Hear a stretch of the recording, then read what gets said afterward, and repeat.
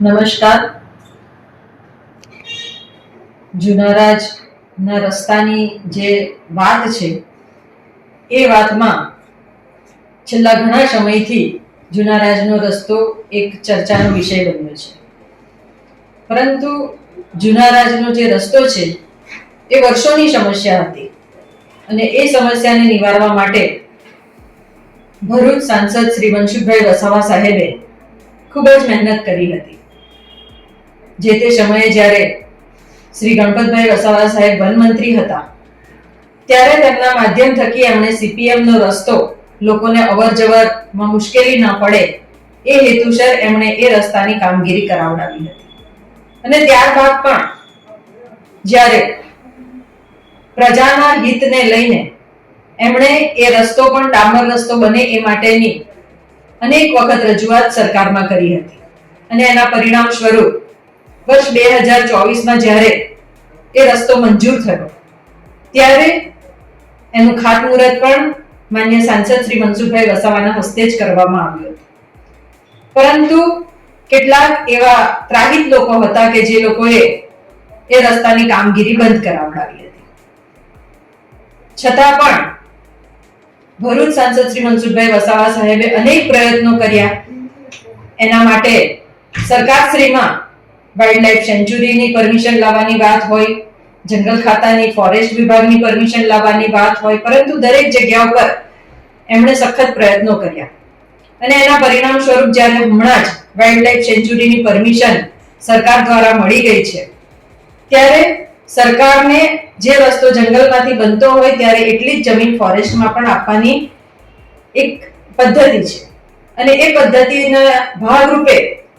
સરકારે ગરડેશ્વર તાલુકાના કુંભિયા ગામમાં પણ 6.3 હેક્ટરની જમીન ફાળવી દેવામાં આવી છે અને મહેસૂલી રાહે એની આગળની પ્રક્રિયામાં આરએનબી વિભાગ એની સાથે સતત સંપર્કમાં છે. એટલે ડેડિયાપાડાના ધારાસભ્ય શ્રી ચૈતરભાઈ વસાવા કે જેમણે આ રસ્તાને લઈને અનેક પ્રશ્નો ઉભા કર્યા, વિધાનસભામાં પણ એમણે આ જુનારાજના પ્રશ્નને લઈને રજૂઆત કરી, પરંતુ આ રસ્તો મંજૂર કરાવવાનું કામ અને આ રસ્તાની સાથે જેટલી પણ સમસ્યાઓ ઉદ્ભવી છે એ દરેકના નિરાકરણ માટે ભરૂચના સાંસદ માન્ય મનસુખભાઈ વસાવા સાહેબે જ હંમેશા પ્રયત્નો કર્યા છે અને એ પ્રયત્નોના આધાર ઉપર જ આ રસ્તો મંજૂર થયો છે અને એને પરમિશન મળી છે. ત્યારે જેમનો આ વિસ્તાર પણ નથી તો એમણે આ વિસ્તાર માટે ખોટી રીતે લોકોને ગેરમાર્ગે દોરવાના જે પ્રયત્નો કર્યા છે, ભલી ભોળી પ્રજાને કે એમનું પોતાનું મામાનું ગામ છે એવું કહીને એમણે જે રીતના લોકોને ઉશ્કેરવાના કામ કર્યા છે એ ખરેખર ખૂબ જ નિંદનીય છે અને માન્ય સંસદ શ્રી મનસુખભાઈ વસાવા સાહેબે જે જુનારાજના લોકો માટે કામ કર્યું છે આ એ ખૂબ જ અભિનંદનને પાત્ર છે અને એમના આવા સતત પ્રયત્નોને લીધે જ આદિવાસી સમાજમાં હંમેશા નાના મોટા જેવી સમસ્યાઓ ઉદ્ભવતી હોય એના કામ હંમેશા થતા રહે છે. ત્યારે મારે ડેડિયાપાડાના ધારાસભ્ય શ્રી ચૈતરભાઈ વસાવાને કહેવું છે કે તમારા વિસ્તારમાં પણ અનેક એવા રસ્તા હશે કે જેમાં વન વિભાગની અને વાઇલ્ડલાઇફ સેન્ચ્યુરીની પરમિશન લેવાની બાકી પડતી હશે. ત્યારે એમણે એમના વિસ્તારના પ્રશ્નોને ઉઠાવવાને બદલે એમણે જુનારાજનો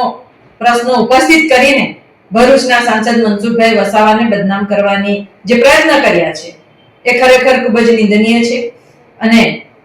ભાજપની સરકારમાં આ રસ્તો ત્યારે પણ મંજૂર થયો હતો અને અત્યારે પણ જે પરમિશન આવી છે એ પણ ભારતીય જનતા પાર્ટીની સરકારમાં જ આવી છે અને એ પણ ભારતીય જનતા પાર્ટીના નેતાઓ દ્વારા જ અને ભારતીય જનતા પાર્ટીના